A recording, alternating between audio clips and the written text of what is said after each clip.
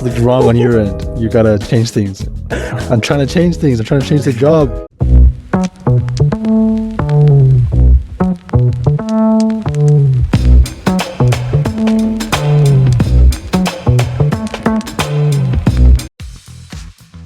Yokoso and welcome to Late Night in Japan.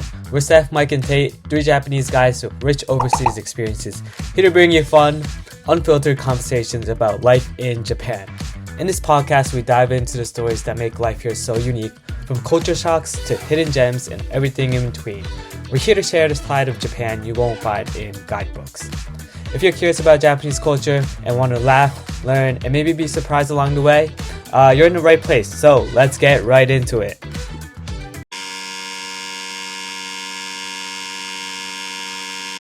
Alright, so I'm just gonna start off with a number today. 34.9%. Can you guys guess what this number is? Divorce rate in Japan? It could be higher. I don't know. 34.9? I have no Is idea. that high? I feel like that's high. Divorce, Divorce rate. damn, that's 1 out of 3 people. Yeah. Well, it's not divorce rate.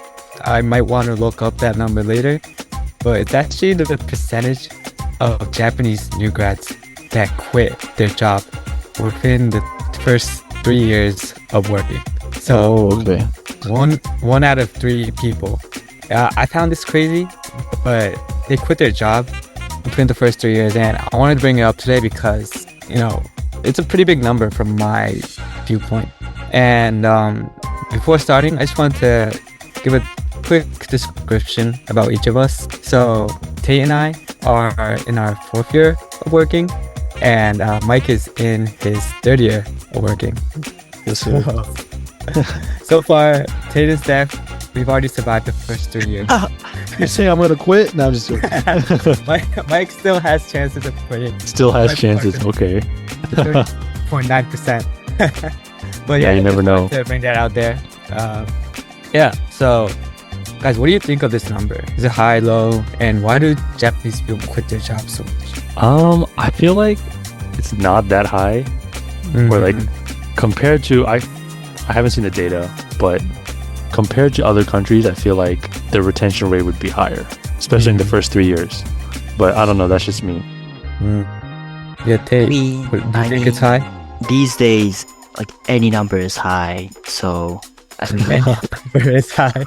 because like in Japan, 1 out of 2 person will get some sort of cancer in their lifetime. So Seriously? compared to that, yeah, 50%. Damn. So like compared to Wow. that, 35% is nothing. So I guess it like depends on how you look at it. yeah, Sure. So you guys don't think it's that high?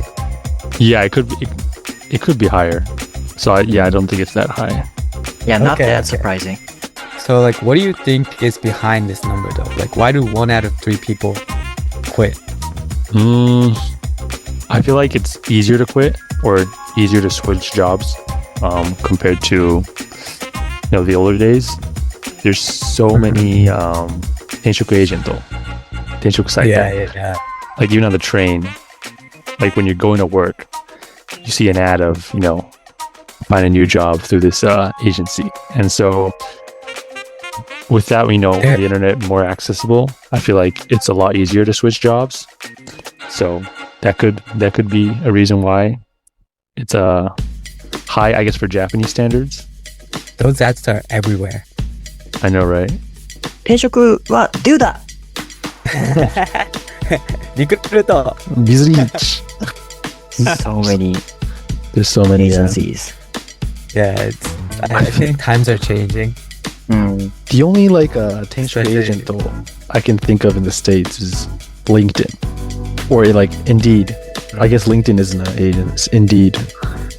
But yeah, Is Glassdoor one? I feel like Glassdoor is like a review site. I could be wrong though. Oh, okay. Close to like OpenWaku, Oh, I see. Yeah. so people can insert their salary, what it's like working there and stuff like that. Yeah, Steph, do you wanna add something on? Tate, sorry. Yeah, I was gonna. Yeah. I don't know whether people are quitting on their first year or their third year or second year, but I feel like quitting within the first 3 years is like a thing in Japan. So I don't think there's like an actual valid reason for this data, because there's this proverb, "Ishi no ue ni wa 3 nen." It's the same as Rome wasn't built in one day, basically meaning something important takes time and effort to create. But in this context, like specifically about work, it means like be patient for 3 years and then decide. Yeah. Yeah, so I think it's like a thing in Japan. Not a trend, but like that's how things flow in Japan. Yeah, that's how Japanese people think. Yeah. Like the So- mindset. If it wasn't for that, you're saying the number could be a lot higher, right? I guess so. Yeah. I think our like bosses would say like if we're not satisfied with our job, and we like consult with our bosses, they would just say, just do this for 3 years and we'll see how it goes, and then you can think afterwards. Yeah, they I feel like they gaslight you and then to making it this is a you problem. It's something with you. Okay. Something's wrong on your end. You gotta change things. I'm trying to change things. I'm trying to change the job. But yeah. They always start with "in my days." In my day, dude, dude, I hate those. My days. Yeah, shut your ass up. But like kind of going back to Mike's point about how it's easier to switching jobs. Like Steph mentioned at the beginning, I'm in my 4th year, so I've completed 3 years in the same company. And looking back, I think I was able to experience a lot of good things, a lot of stuff, and gained expertise in the field I'm working in right now. So considering that, I think minimum 3 years of experience in the same field is a valid timing to make changes and explore your potentials. Yeah, I feel like if you switch jobs within 3 years, you really haven't. Like, you need at least 3 years to accomplish something meaningful, I feel like. This can obviously, vary from industry to industry, but I feel like the industry that we work in, which is manufacturing, I feel like 3 years is it's valid to be at least working for 3 years before you can actually say, what, I did this. Yeah, I think it's required to actually understand what on earth you're doing. Yeah. Any people around you who quit, by the way? I have one colleague who quit her second year, but that's out of 9, so just one. So not that high. I have several colleagues. Around 10, I think. Oh, and they were all they quit all in the first 3 years? Yeah. Damn. It's hard than I thought. But I mean, Was it like the circumstances. positive? I mean, I can't really talk in details, but Yeah. it's not personal. I think it's more, how do you say it? Our like I see. that's a big change point. Yeah, Right? yeah. It's true. Yeah. Understood. Well, my company, there's like 100 people from our batch, and only one have quit. Damn. That's a good company. Company's doing well. low retention ratio. That's All right. a sign of a good company, good workplace. Why? Mm-hmm. Why is that like even possible? How's that even possible? Considering the I don't know. 34.5%. So like, I think it's really important to look at like how many people quit within the first 2 years of working. I think companies give out that statistics. They're supposed to put that data out for other people. So when you're trying to find a job in Japan, that might be a good number to look at to see like if the working conditions are actually good, if people are actually satisfied with their work, and This is how they're actually- maybe. Yeah, I was gonna say, sorry to cut you off. No.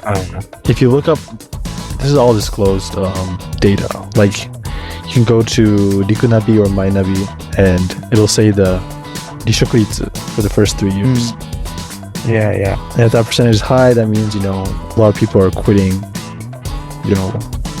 in a short period of time. So there's most likely some kind of issue with the company where that causes people to quit, so frequently.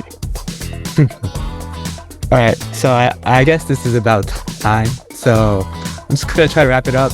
I think 34.9 is a good number to look at if you're trying to find a job in Japan, a good job in Japan. And yes, it's up to you if you think it's high or low.